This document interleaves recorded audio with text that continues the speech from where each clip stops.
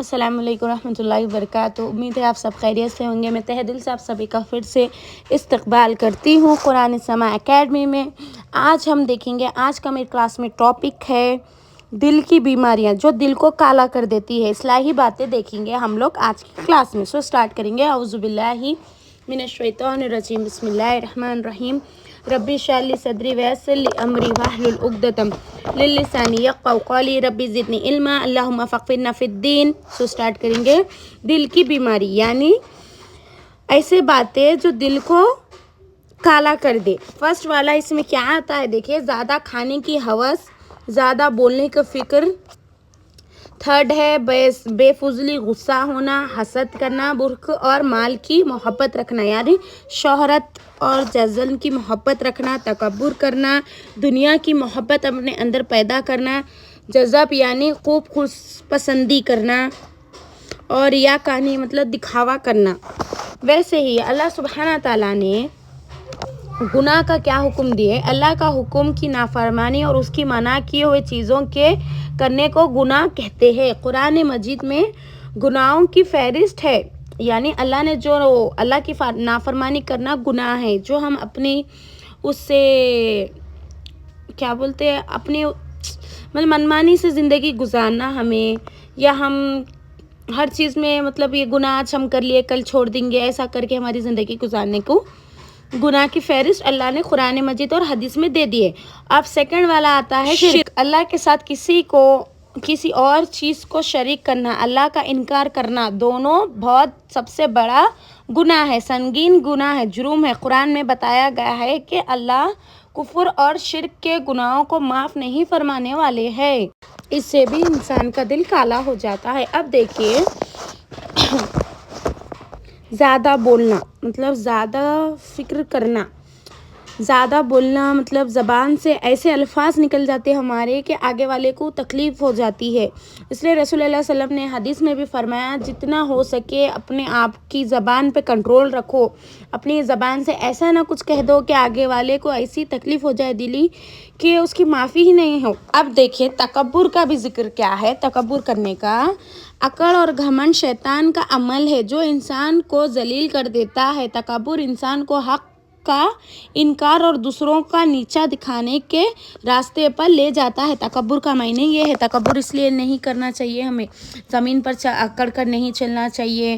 تکبر میں اکڑ کر کسی کو مطلب اپنے سے جو نیچے لوگ ہیں ان کو دیکھ کر ہم ان کا مذاق نہیں اڑانا چاہیے کہ ان سے بہتر ہوں، میں بہترین ہوں، نہیں کرنا چاہیے، ایسا ہے۔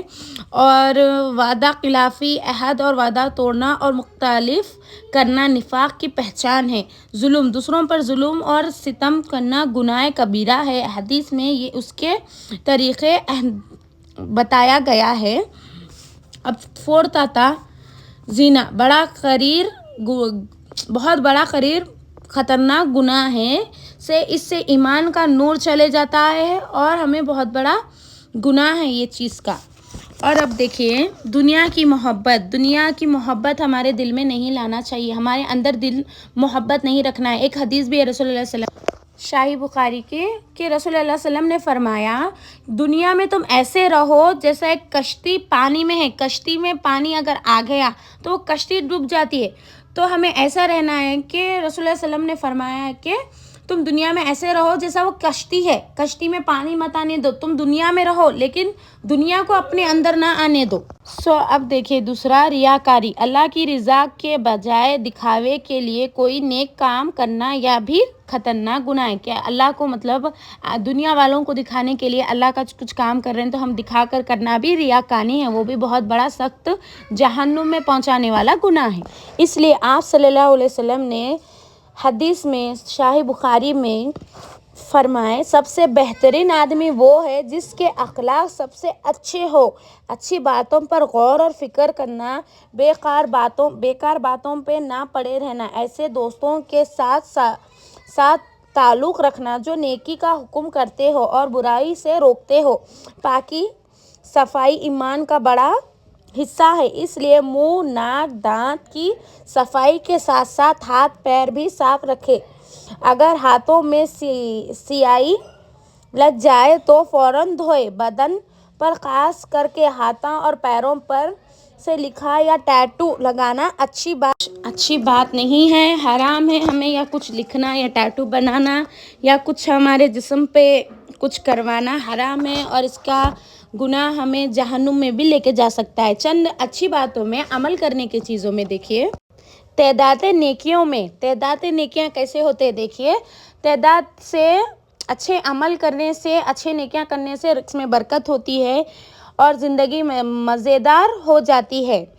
حدیث مبارکہ میں آیا ہے، رسول اللہ صلی اللہ علیہ وسلم نے فرمایا، اللہ تعالیٰ سچی عزت عطا فرماتا ہے اس کو جو گناہوں سے بچاتا ہے، اپنے آپ کو بچاتا ہے۔ اگر کوئی گناہ ہو بھی جائے تو 2 رکعت صلاۃ توبہ پڑھ کر اللہ سے سچے دل سے توبہ کرنا چاہیے۔ اللہ تعالیٰ بہت مہربان رحیم ہے، وہ معاف کرنے والے ہیں۔ گناہ کرنے سے توبہ کا جو ارادہ اندر، مطلب گناہ کرنے سے انسان کے دل میں جو خوف آتا ہے، ارے میرے سے گناہ ہو گیا، وہ ایسا معافی اللہ سے مانگنا، تو اللہ تعالیٰ بے شک توبہ معاف کرنے۔ اللہ تعالیٰ ہم سب کو یہ سب باتوں پر عمل کرنے کی توفیق عطا فرمائیے، آمین ثم آمین۔